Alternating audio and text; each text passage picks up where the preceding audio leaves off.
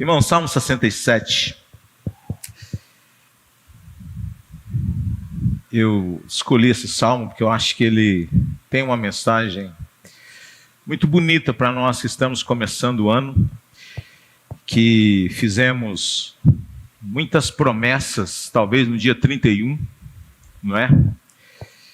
E é praxe, é costume, é tradição entre nós desejar tantas coisas e pedir tantas coisas, mas aqui talvez há alguns ensinamentos preciosos para a gente, quem sabe, pedir ao nosso Deus para que Ele nos conceda ao longo deste ano. Salmo 67, ao mestre de canto para instrumentos de cordas, salmo, cântico. E talvez você pergunta, por que o pessoal fica lendo esses negócios? Não é? Ao mestre de canto, porque é o que está na Bíblia, irmãos. O que não está na Bíblia é o que está em negrito na sua Bíblia. Isso aí não é bíblico. Isso aí foi a Sociedade Bíblica do Brasil que colocou.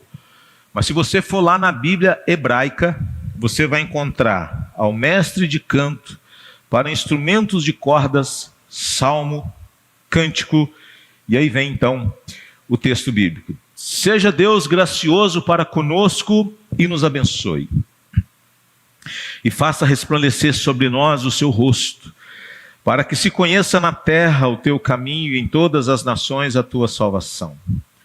Louvem-te os povos, ó Deus, louvem-te os povos todos. Alegrem-se e exultem as nações, pois julgas os povos com justiça e guias na terra as nações. Louvem-te os povos, ó Deus, louvem-te os povos todos. A terra deu o seu fruto e Deus, o nosso Deus, nos abençoa. Que Deus nos abençoe e todos os confins da terra o temerão. Senhor, tem misericórdia de nós. Queremos fazer deste salmo, Senhor Deus, não uma exposição apenas, mas fazer desta oração a nossa oração. De um povo que quer ser abençoado para abençoar.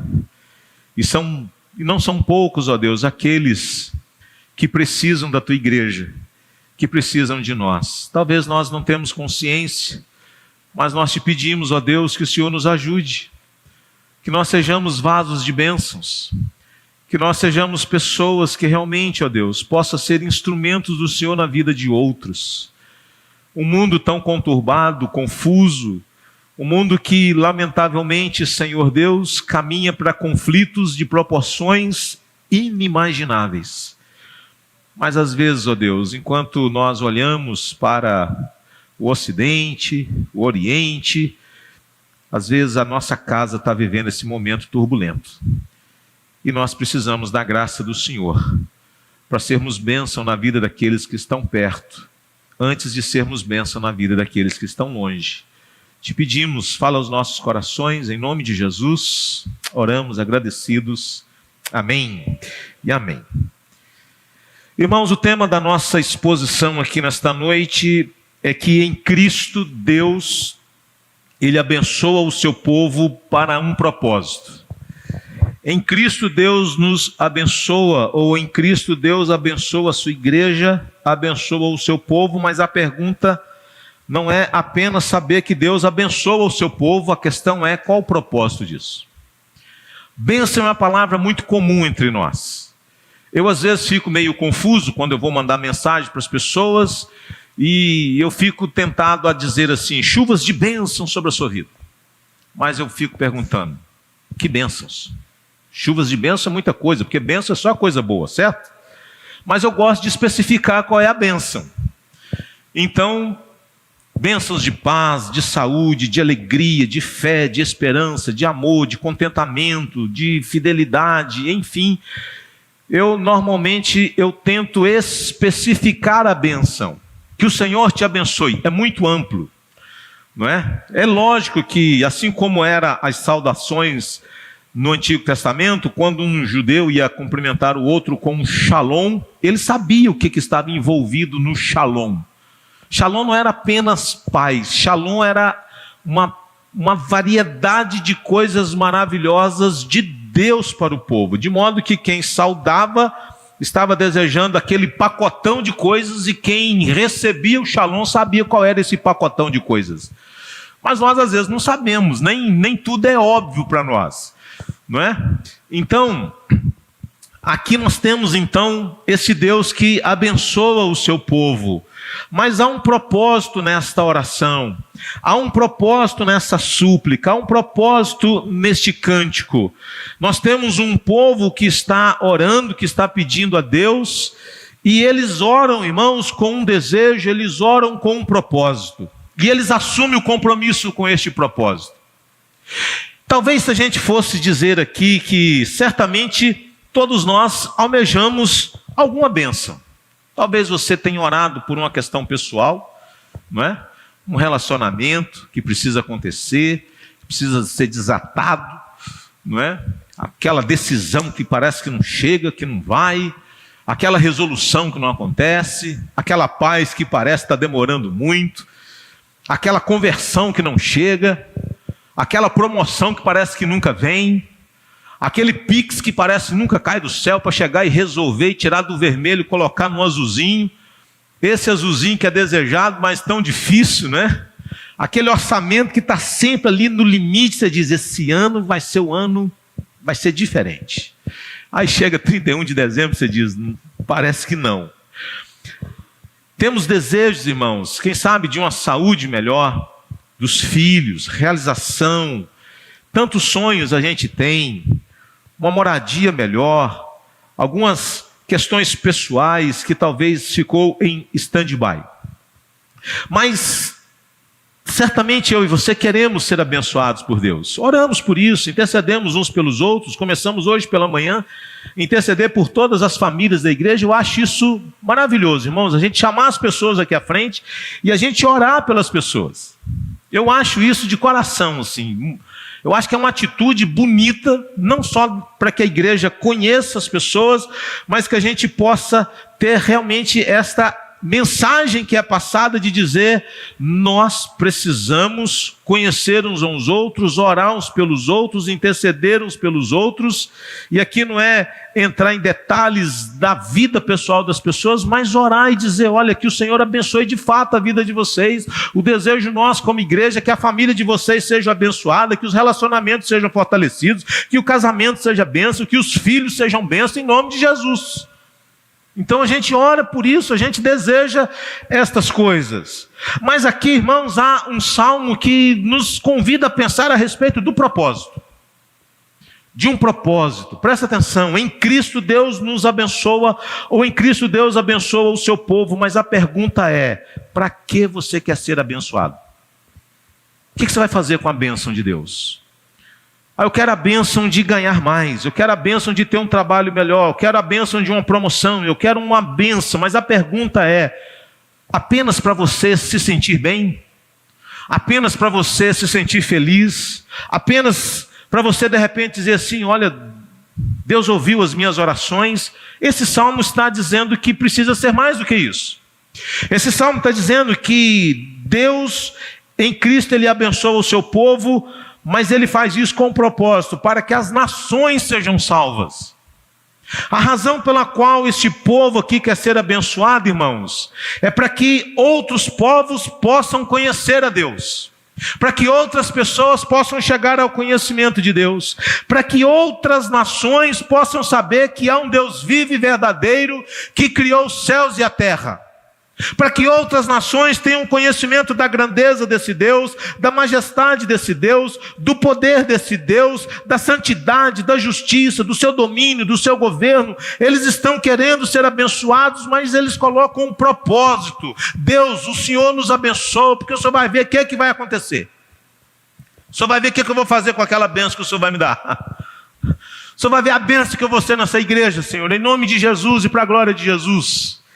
Então veja, irmãos, o Salmo 67, parece que ele é assim, o ápice de um pensamento, porque juntamente com o Salmo 65 e o Salmo 66, notem que o Salmo 65, não sei se na sua Bíblia está o título aí, na minha está assim, gratidão pelas colheitas. O Salmo 66, cântico de louvor e gratidão. E aí vem o 67, convite para louvar a Deus. Então veja, o Salmo 67, juntamente com o Salmo 65 e 66, eles estão amarrados em razão desse pensamento não regional, mas universal. Há uma vocação aqui, há uma transcendência nestes 3 salmos. A expressão, por exemplo, toda ou todos os confins da terra, ela vai ocorrer em cada um deles. Por exemplo, no Salmo 65, olha o que diz aí no verso 5. Com tremendos feitos nos respondes em tua justiça, ó Deus, Salvador nosso, esperança de todos os confins da terra. No 66, verso 4, ele diz: toda a terra se prostra diante de ti e canta louvores ao teu nome. E aí nós vamos ter no verso 7 a questão da menção a todas as terras ou todos os confins da terra. De modo que o Salmo 67, ele inclui uma oração por uma bênção dupla. É uma oração por uma bênção dupla. A primeira é sobre Israel e a segunda é sobre os gentios. É Israel invocando a bênção de Deus, mas é o Israel olhando para as nações, olhando para os povos e dizendo: Senhor, abençoa o teu povo, porque o teu povo quer alcançar outros, o teu povo quer ser bênção na vida de outros povos. A repetição aqui deste estribilho nos versos 3 e 5 realça a visão dos gentios participando da misericórdia salvífica de Deus. Agora olha só o que diz no verso 3 e depois no verso 5: louvem-te os povos, ó Deus, louvem-te os povos todos. Então, eu quero dizer para você, que talvez frequenta aqui já há algum tempo, e isso é maravilhoso, mas veja, meus irmãos, Deus quer que outras pessoas sejam alcançadas pelo Evangelho da graça dele. Deus quer que outras pessoas sejam alcançadas pelo Evangelho da graça dele. Deus não quer que o conhecimento salvífico pare em mim. Então é vontade de Deus que eu, na qualidade de marido e pai, que a minha esposa seja salva, que os meus filhos sejam alcançados pela graça de Deus, que a minha família possa servir o Senhor Jesus. Israel está dizendo: Deus nos abençoe, mas ele está olhando e dizendo assim: nós queremos que a bênção do Senhor sobre nós, ela possa ter repercussão e alcance para muito além de nós, que outras pessoas sejam abençoadas, cheguem ao conhecimento desse Deus grandioso e glorioso. É bem possível, irmãos, que este salmo fosse cantado em festas agrícolas, como por exemplo a festa das colheitas, segundo o texto de Êxodo, capítulo 23, do verso 14 ao verso 17. Então, este salmo fala de ações de graças comunitárias, ações de graças pela colheita farta. É um Israel que reconhece as bênçãos de Deus, mas de um Israel que ore para que as bênçãos sejam agora estendidas, de modo que as nações do mundo sejam salvas. O evangelista Henrique falou algo hoje pela manhã, e que eu acho que é interessante, que a gente às vezes não se dá conta de algumas atitudes que nós deveríamos ter. Uma coisa é querer que o Maduro pague pelos crimes que cometeu. Isso é justiça. Isso é justiça. Mas eu nunca orei pela conversão daquele homem. Às vezes eu desejo que essas pessoas que tantos crimes cometeram, que eles sejam alvos apenas da justiça aqui na terra, mas eu não oro para que eles sejam alvos da graça de Deus. São coisas distintas, irmãos. Enquanto cidadãos deste mundo, a lei está aí, e a Bíblia é clara em dizer para aqueles que são criminosos. Mas na qualidade de povo de Deus, nós devemos sim orar para que a graça e a misericórdia de Deus, ela seja derramada na vida dessas pessoas. E é difícil nós às vezes separarmos isso.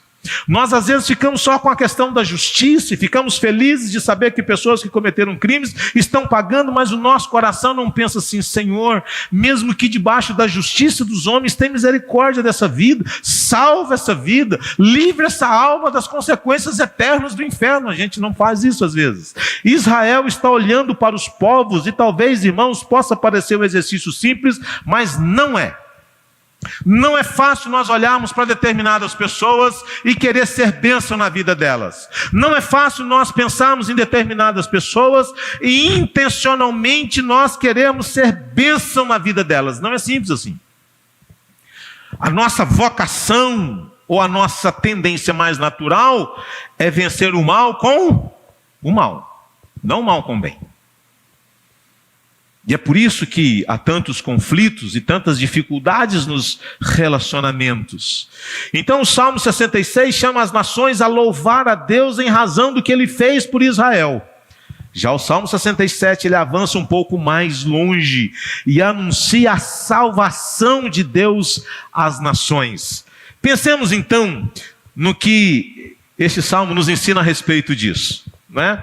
Esse Deus que nos abençoa em Cristo para que as nações sejam salvas. Primeiro, é uma oração para que todos os povos conheçam a Deus. Seja Deus gracioso para conosco e nos abençoe e faça resplandecer sobre nós o seu rosto para que se conheça na terra o teu caminho e em todas as nações a tua salvação.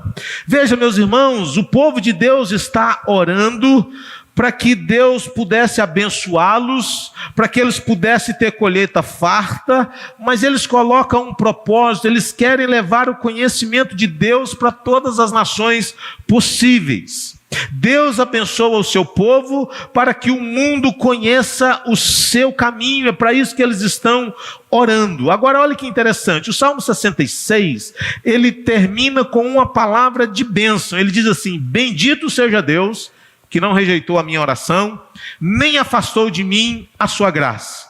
E o Salmo 67 começa com uma oração de bênção em linguagem semelhante àquilo que o povo de Israel conhecia muito bem, que era a bênção sacerdotal. Bênção sacerdotal que se encontra em Números, no capítulo 6, a partir do verso 24 e 26. De modo que quando o povo ora, seja Deus gracioso para conosco e nos abençoe e faça resplandecer o seu rosto sobre nós. Abra sua Bíblia aí em Números capítulo 6, verso 24, para você entender um pouco mais do que o povo está pedindo aqui. O povo não está pedindo apenas a bênção de Deus. E aqui o sacerdote, ele orava, não é? E ele impetrava esta bênção, que é a bênção sacerdotal, que diz assim: o Senhor disse a Moisés, fale com Arão e com os seus filhos, dizendo que abençoe os filhos de Israel do seguinte modo: o Senhor os abençoe e os guarde. O Senhor faça resplandecer o seu rosto sobre vocês e tenha misericórdia de vocês. O Senhor sobre vocês levante o seu rosto e lhes dê a paz. Assim os sacerdotes porão o meu nome sobre os filhos de Israel e eu os abençoarei. Então hoje nós temos a bênção apostólica, aqui nós tínhamos a bênção sacerdotal, conforme o texto de Números. E o que está envolvido então aqui, meus irmãos? Esta oração, ela suplica pela presença de Deus. Quando eles dizem assim, faça resplandecer sobre nós o seu rosto, eles não estão pedindo apenas a bênção, eles estão pedindo a presença de Deus com eles na caminhada. Eles não queriam apenas ser um povo abençoado, não se trata apenas de querer a bênção, mas aqui eles estão dizendo: Deus, o Senhor é mais importante para nós do que as próprias bênçãos. Nós não queremos abrir mão da presença do Senhor, porque o rosto de Deus sobre o povo é olhar com favor para o povo. Fazer resplandecer sobre nós o seu rosto é dizer que o Senhor está favorável a nós, que o Senhor vai conosco nessa jornada, que o Senhor está nos agraciando. Então, meus irmãos, não é uma oração apenas pela bênção, é uma oração pela presença de Deus. E isso era algo muito importante no Antigo Testamento, porque tinha aquela ideia de um Deus que vinha e se retirava. O tabernáculo, a glória de Deus descia e era um momento singular na vida do povo. Esse ato de Deus tabernacular com o povo, de habitar com o povo, isso era algo muito impactante. A presença de Deus. O que era símbolo da presença de Deus na antiga aliança? Tinha um instrumento chamado de a Arca da Aliança. Acabou, lamentavelmente, sendo distorcido o seu significado, mas essa ideia de um Deus que estava presente com o povo. Por isso que quando Jesus, em Mateus 28, ele diz: e eis que estou convosco todos os dias, os judeus sabiam muito bem o que era isso. Porque eles conheciam a história. Eles eram peregrinos no passado. E Deus os conduzia, Deus ia adiante, Deus conduzia o povo no deserto, numa coluna de nuvem, numa coluna de fogo, através das nuvens, provendo coisas maravilhosas para esse povo. Então aqui eles estão querendo esta presença de Deus. De modo, irmãos, que o versículo de abertura, ele constitui um eco aqui desta bênção sacerdotal. E é bonito porque esta é uma das 6 ocorrências desta expressão nos Salmos, ou no Saltério. No Salmo 31, no Salmo 80, verso 3, no verso 7, verso 19, depois no Salmo 119. Agora tem um detalhe que me chama a atenção aqui. É porque em Números 6 é o sacerdote que ora. Aqui é o povo que pede essa bênção.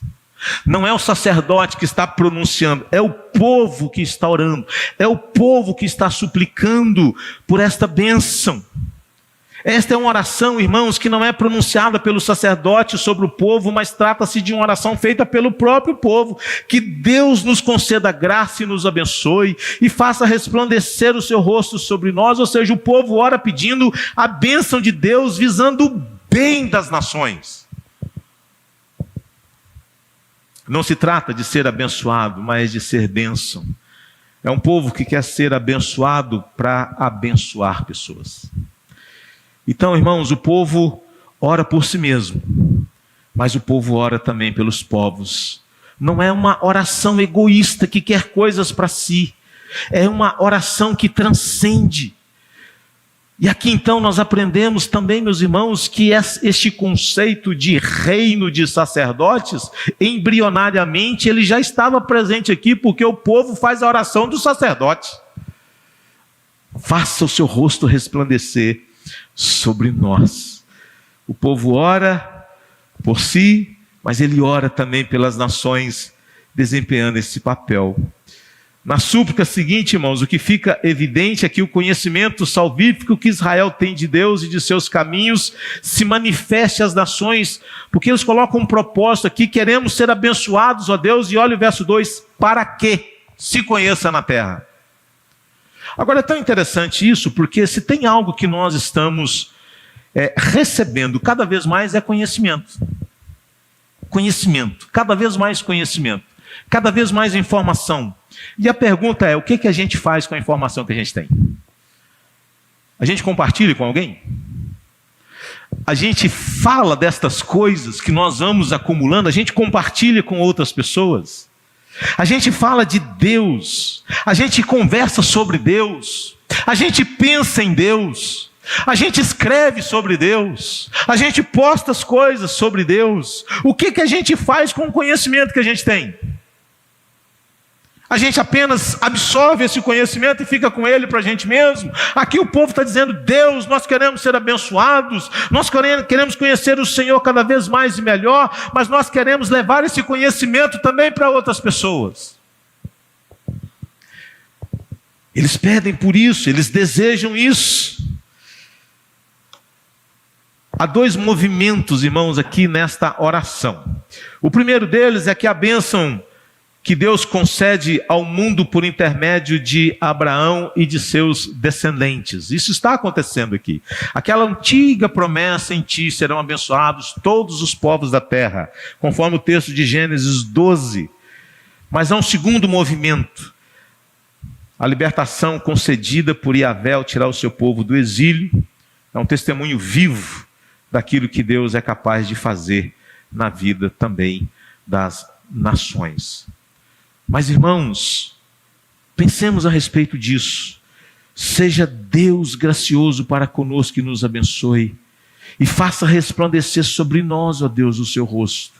Queremos ser um povo amado por Ti, queremos ser um povo abençoado pelo Senhor, mas Deus, deixa eu dizer uma coisa, nós não queremos apenas ser esse povo amado e abençoado, nós queremos ser o povo que também ama, nós queremos também ser o povo que compartilha, nós queremos também ser o povo que leve o Teu conhecimento a outros povos. Isso é extraordinário, irmãos. Desde o Salmo 56 até o 68, há um caminho aqui que vai pavimentando esse do Salmo 67, e tem no Salmo 67 o ápice aqui com a salvação das nações, preparando assim o leitor para mais um salmo de celebração, que é o 68. Por isso, você tem que tomar muito cuidado, porque às vezes a gente pega um salmo separado e de repente acha que ele não tem conexão. Não, são blocos que talvez a gente poderia pensá-los como se fosse quase que uma coisa só. Por que a gente quer ser abençoado? O que a gente faz com a bênção que Deus nos concede? Ó Deus, cujo rosto Israel pediu, o Deus cujo Israel pediu que resplandecesse, Ele revelou plenamente a sua glória na face de Jesus Cristo, para que nele todas as nações conheçam a sua salvação. O povo pede para que Deus resplandecesse o seu rosto sobre eles. E você sabe onde o rosto de Deus resplandeceu de maneira tão linda para que toda a terra conhecesse a salvação de Deus? Em seu Filho Jesus Cristo. Segunda coisa, meus irmãos, está aí do verso 3 ao verso 5, uma oração para que todos os povos glorifiquem e se alegrem em Deus. Louvem-te os povos, ó Deus, louvem-te os povos todos. Alegrem-se e exultem as nações, pois julgas os povos com justiça e guias na terra as nações. Louvem-te os povos, ó Deus, louvem-te os povos todos.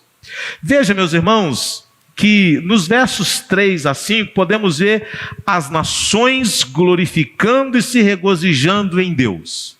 Se no verso de número 1 e 2 nós temos aqui uma oração missionária, no verso 3 a 5 nós temos aqui algo mais encantador. Nós vemos as nações glorificando a Deus. Não apenas povos chegando ao conhecimento de Deus, mas ver os povos servindo, se alegrando e glorificando o Deus vivo e verdadeiro. Não apenas que as pessoas tenham posse de algumas informações, mas que eles possam fazer aquilo que a gente faz, adorar a Deus, glorificar o Senhor Deus, que é vivo e verdadeiro. Então, nos versos 3 a 5, podemos ver as nações glorificando e se regozijando em Deus. A oração é para que os povos conheçam a Deus, a oração é para que os povos glorifiquem a Deus, e a oração é para que os povos se alegrem em Deus. Ou seja, o que eles vão fazer com o conhecimento que eles têm de Deus? Eles vão glorificá-lo, eles vão adorá-lo. O que a gente faz com o conhecimento que a gente recebe de Deus, o nosso Salvador? A gente glorifica, a gente se alegra em Deus. E é isso que o salmista está dizendo. Ele está orando, ou os povos aqui estão orando, para que aqueles que vão receber o conhecimento de Deus possam se unir a eles também em adoração, possam se unir a eles também em exultação a Deus. Que todos os povos te louvem, ó Deus. E o verbo louvar aqui, irmãos, ele pode ser muito bem substituído por dar graças, ou seja, ele tem um sentido duplo. Saber louvar a Deus e aceitar a autoridade de Deus. Então, nós temos no verso 3 e 5 um refrão. É a mesma coisa aí, Ctrl+C, Ctrl+V. Louvem-te os povos, ó Deus, louvem-te os povos todos. Só que no verso 4, você tem aí algo interessante. No verso 3 e 5, o refrão destaca o tema universal do Salmo. Qual que é? Saber que todos os povos louvarão a Deus. Mas aqui ele está também colocando uma razão, um propósito. Por que os povos têm que louvar? Por que os povos devem se alegrar em Deus? O verso 4, então, é o versículo central que dá sustentação a esse tema. Ele dá o motivo pelo qual as nações podem e devem cantar louvores a Deus com tanta alegria, porque ele diz assim: alegrem-se e exultem as nações, pois julgas os povos com justiça e guias na terra as nações. Que acontecimento é esse? Talvez seja a pergunta. Que acontecimento é esse que impactou tanto os povos, de modo que as nações pudessem olhar e ver que esse Deus, de fato, ele governa as nações? Que acontecimento foi tão impactante na história do povo de Israel, que o salmista está dizendo aqui que os povos alegrem e exultem, pois o Senhor julga os povos com justiça e guias na terra as nações. O que Israel experimentou? O que Deus fez na vida de outros povos? Talvez o que explique o verso 4 seja o Salmo 126. O período do cativeiro. O período em que o povo de Israel viveu por mais de 70 anos num cativeiro, chamado cativeiro babilônico. E ninguém imaginava, meus irmãos, que aquela grande potência que existia naquela época, que era a Babilônia, ela pudesse cair diante de um novo reinado que estava surgindo. Ninguém imaginava que a Babilônia, tão poderosa, tão capaz, que conquistou tanto, ela pudesse se fragilizar. E aqui então veio o Salmo 126, que diz assim: quando o Senhor restaurou a sorte de Sião, ficamos como quem sonha. Então entre as nações se dizia: grandes coisas o Senhor tem feito por eles. Com efeito, disse o povo, grandes coisas fez o Senhor por nós, por isso estamos alegres. Talvez, irmãos, o verso 4 está dizendo para as nações: vocês podem vir e se alegrar em Deus, porque o nosso Deus conduz os povos, Ele julga os povos, Ele conduz as nações, Ele guia na terra as nações, ou seja, o coração dos reis estão nas mãos do Senhor. E aqui então, talvez seja esse momento deste grande ato salvador, libertador de Deus, quando Deus restaurou a sorte de Sião. E aí você vai ler o livro de Neemias, o livro de Esdras, eles vão falar a respeito desse momento em que o povo sai da Babilônia e volta para a sua terra. As nações, irmãos, glorificando e se regozijando em Deus, e nós temos aqui uma oração para que Deus seja glorificado e apreciado por todos os povos. Ou seja, o salmista deseja ver pessoas de muitas e diferentes nações dando louvores a Deus. Havia razões, certamente, para talvez, quem sabe, não desejar isso. Mas aqui nós temos um salmo que nos convida a olhar para todos os povos com compaixão, querendo ver, quem sabe, os inimigos de agora se rendendo ao senhorio do nosso Deus vivo e verdadeiro, pelos seus atos poderosos na história. Então, o verso 4 é esse versículo central que dá uma razão para que as nações possam de fato glorificar a Deus, e o impacto da libertação do cativeiro foi tão grande que as nações ficaram assustadas. Então, entre as nações se dizia: grandes coisas o Senhor tem feito por eles. Para terminar, verso 3. Uma oração de compromisso do povo de Deus com todos os povos. É uma oração de compromisso. Então eles estão dizendo assim, verso 6, a terra deu o seu fruto, e Deus, o nosso Deus, nos abençoa. Que Deus nos abençoe e todos os confins da terra o temerão. Veja, meus irmãos, a bênção visa aqui os confins da terra. Não se trata apenas de algo para ficar entre nós. Uma promessa de que Deus abençoará o seu povo visando o bem das nações. E há algo interessante aqui, porque embora o texto ele aponte para uma ação pretérita, uma ação passada, conforme diz aqui o verso 6, a terra deu o seu fruto. Aqui a forma verbal ela é empregada retoricamente, apontando para a certeza de uma ação no futuro, que Deus nos abençoe e que todos os confins da terra o temerão. É um povo que ora desejando encarecidamente ser abençoado por Deus, mas eles estão dizendo: Deus, esse povo que quer ser abençoado pelo Senhor, ele tem um compromisso com todos os povos. É uma igreja que não esquece as nações, é uma igreja que não quer apenas ser uma igreja rica, abastada, com recursos extraordinários de tudo, mas é uma igreja que quer transcender, que quer chegar até os confins da terra. E hoje não está difícil chegar aos confins da terra, né? A gente, quando vai falar aqui das missões, a gente diz: tem um irmão nosso que está no Chile, temos irmãos que estão lá na África, temos irmãos que estão lá no sul de Israel, do Iraque, tínhamos um que estava lá no Japão, e por aí vai. Então veja, irmãos, uma oração de compromisso, que Deus nos abençoe e todos os confins da terra o temerão. É uma oração que se compromete com a missão. Deus, que o Senhor nos abençoe. Mas não é apenas isso, irmãos. É um povo que se compromete a se engajar, que se compromete a realizar, que se compromete a fazer, que se compromete a participar, que se compromete a doar. Eu estou lendo um livro bem interessante. Recomendo. A Arte de Gastar Dinheiro. A Arte de Gastar Dinheiro.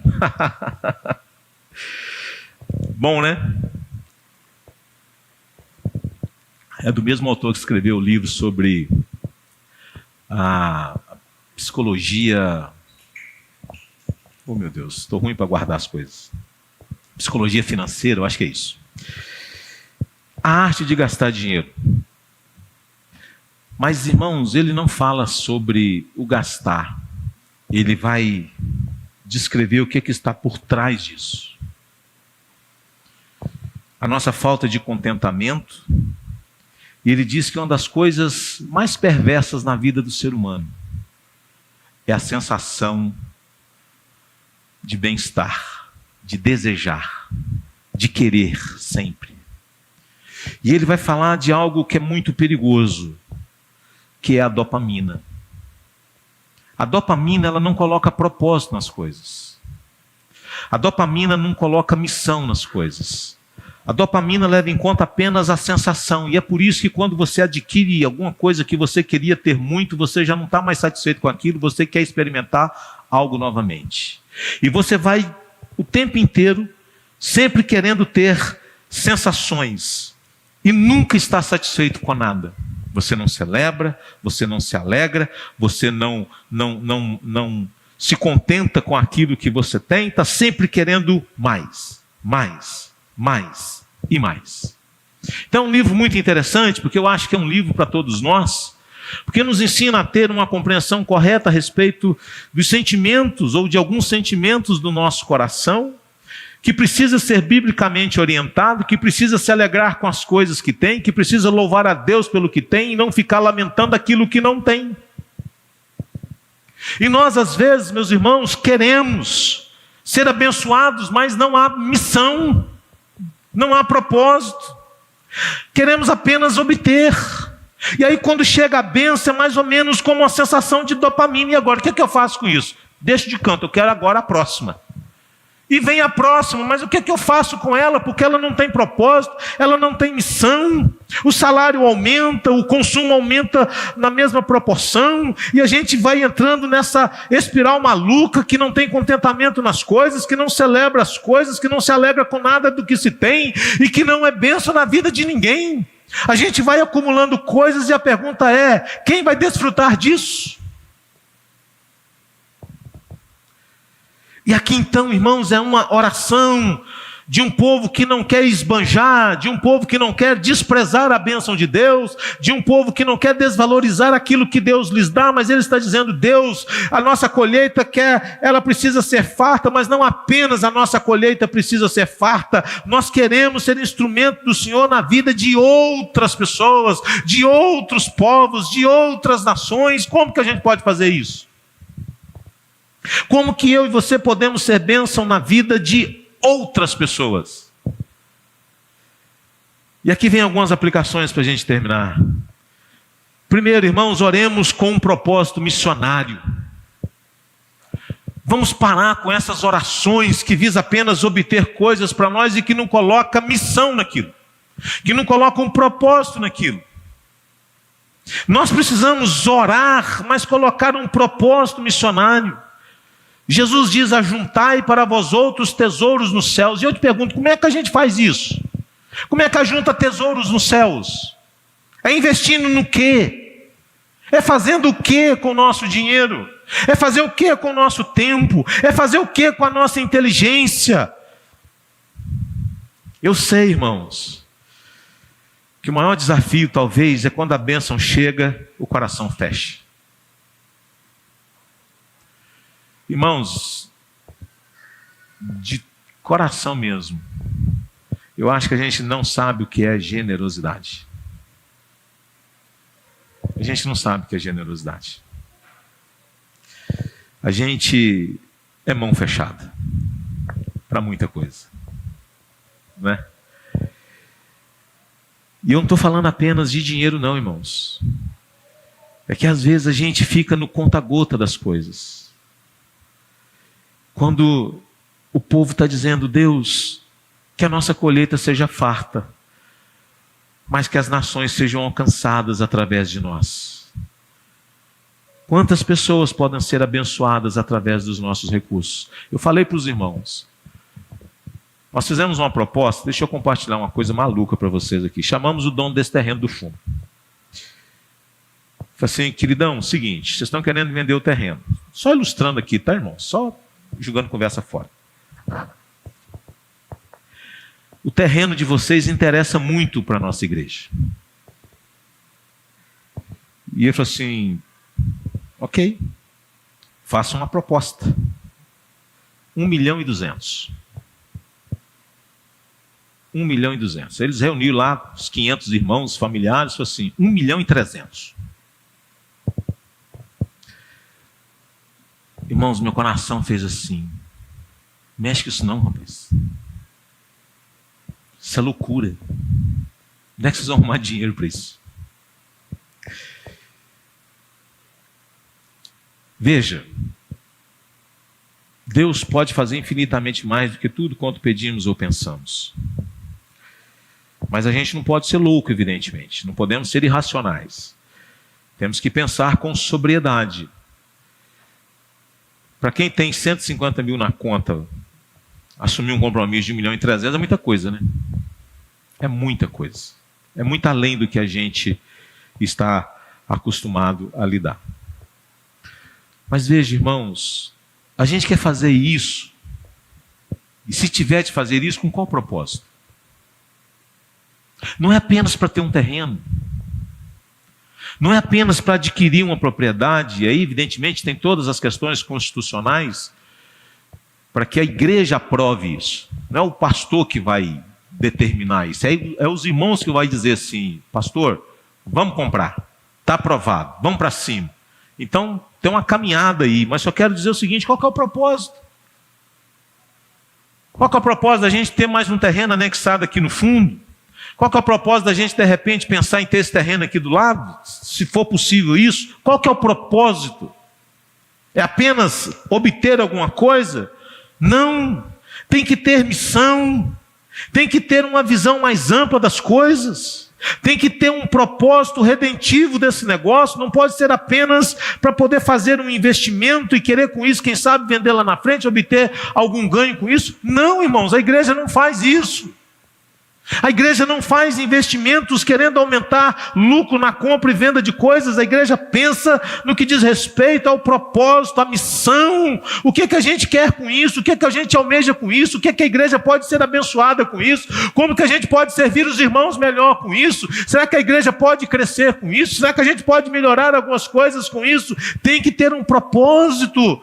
Porque senão não faz sentido a gente assumir determinados riscos se não há um propósito. E o propósito tem que ser missionário. Tem que ser missionário. Oremos, irmãos, com um propósito missionário. Segunda coisa, Como Deus manifesta o seu poder? Como Deus manifesta o seu poder? Donald Trump ficou assistindo, vendo o Maduro sendo capturado, como se ele estivesse numa sala de cinema curtindo aqueles movimentos. E ele ali se sentindo o Todo-Poderoso. Mas a pergunta é, irmãos, como é que a gente gosta de ver Deus manifestar o seu poder? Não é por dominação. É interessante que o poder de Deus se manifesta por meio da cruz e da ressurreição. É por intermédio disso que se manifesta o poder de Deus. Pela cruz e pela ressurreição. Onde as nações são chamadas a verem a manifestação do poder de Deus, irmãos. É no povo de Deus. Desse povo que experimenta a cruz de Jesus. E é por isso que a igreja é a maior evidência do poder e do governo de Deus. É na igreja que a gente vê um povo que foi liberto, não dominado, que foi libertado do império das trevas e que está debaixo agora do governo desse Deus gracioso. É por meio da libertação de pessoas da escravidão do pecado que fomos transportados para a liberdade em Cristo. E é por causa disso, irmãos, que as nações são chamadas a ver, reconhecer, sujeitar e confessar o poder de Deus. O povo olha para a igreja e diz: meu Deus, o que é que o Senhor fez na vida desse povo? Eu conheci esse cidadão, eu sei do seu passado, eu sei o que ele fez no passado. Tem um filme assim, né? Eu sei o que vocês fizeram no verão passado. E o povo olha e diz: como assim? Como que pode um indivíduo como esse ser transformado dessa maneira? Como pode essa mulher experimentar isso? O povo olha para a igreja, meus irmãos, e eles verem o poder de Deus que é manifestado como? Por meio da cruz e da ressurreição de Jesus. É assim que Deus demonstra o seu poder, e esse poder é visto na vida da igreja. De modo que o maior testemunho do governo de Deus sobre os povos deve ser visto na maneira como Ele governa a minha vida e a sua vida. Eu li algo no Instagram esses dias e li para minha esposa ontem que eu fiquei assustado. De uma mulher que se diz cristã, na Inglaterra, 24 anos, e ela alegou ter tido relação sexual com 1.113 homens num só dia. E eu falei assim: não pode ser. Não tem cabimento. Fiz as contas com a minha esposa, dá quase um homem por minuto. Mas ela alega. Mas sabe o que me chocou mais, irmãos? Não é os 1.113 homens, não. Ela diz: eu fui batizada na infância, eu sou cristã. Eu oro. Vou à igreja de vez em quando. Eu disse: meu Deus, não tem governo de Deus na vida dessa criatura.